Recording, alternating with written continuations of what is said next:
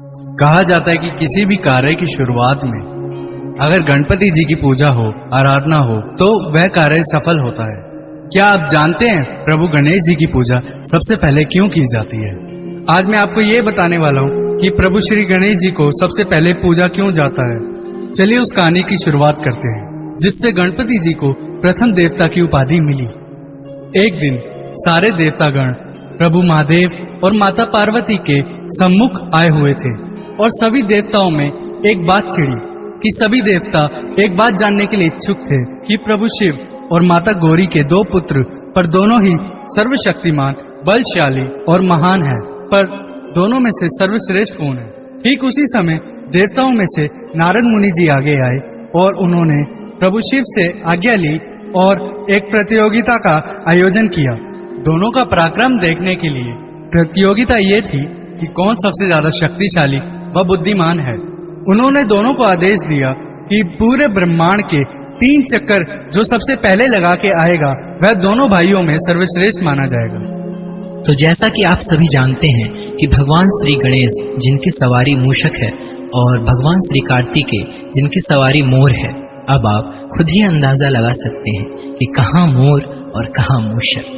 प्रतियोगिता आरंभ होते ही भगवान कार्तिकेय अपने मोर पर सवार होकर ब्रह्मांड की यात्रा पर निकल पड़े, पर सारे देवता हास्य व्यंग करते हुए गणपति और उनके मूषक को देख रहे थे कि मूषक इतना छोटा और गणपति जी इतने विशाल, ये क्या ही प्रतियोगिता में भाग लेंगे और क्या ही जीतेंगे। कुछ क्षण बाद प्रभु गणेश अपने मूषक से उतरे और माता पिता को प्रणाम करते हुए जहाँ वो बैठे थे उनके चारों तरफ 3 परिक्रमा लगाई और उनको प्रणाम किया। सभी देवतागण अचंभे में थे कि गणपति जी ये क्या कर रहे हैं। इन्हें तो विश्व की परिक्रमा लगाने के लिए कहा गया था, पर ये ब्रह्मांड को छोड़ के अपने माता पिता के 3 चक्कर लगा के खड़े हो गए। वहीं नारद जी खड़े खड़े मुस्कुरा रहे थे। वह समझ गए थे कि गणपति जी ने अपनी बुद्धि का उपयोग बड़ी ही चतुराई से किया है। गणपति जी की बुद्धि को देख के वहाँ सभी देवतागण बहुत ज्यादा प्रसन्न हुए।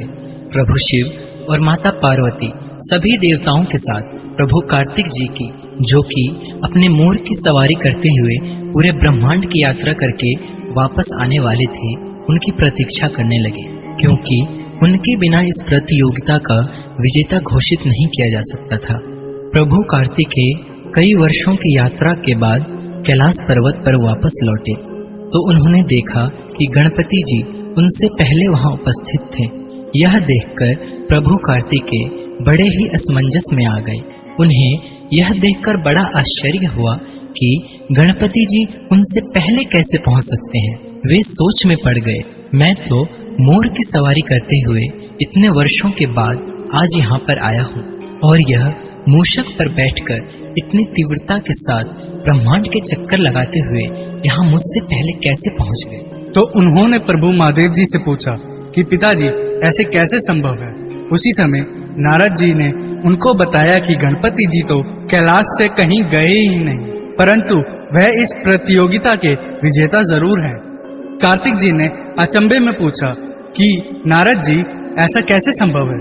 नारद जी ने कहा कि जब आप विश्व की सैर पे चले गए थे तो उस समय गणपति जी ने अपनी अकलमंदी और बुद्धि का उचित उपयोग करते हुए अपने माता पिता प्रभु महादेव और माता पार्वती की 3 परिक्रमा लगाई, क्योंकि हमारे वेद, पुराण और सभ्यता में अपने माता पिता को ही सारा संसार माना गया है। यह सुन के कार्तिक जी भी बहुत प्रसन्न हुए और गणपति जी को गले लगा लिया। इसी के साथ सभी देवतागण, नारद जी, प्रभु महादेव और माता गौरी ने गणपति को यह वरदान दिया कि तुम्हारी बुद्धि के कारण जो माता पिता का सम्मान बढ़ा है, इसी कारण हे गणपति तुम विश्व के सर्वश्रेष्ठ देवता माने जाओगे।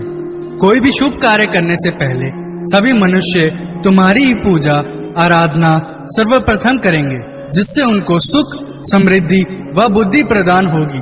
मित्रों, इसलिए गणपति जी को सर्वश्रेष्ठ माना गया है और किसी भी कार्य के आरंभ में उनकी सबसे पहले पूजा की जाती है।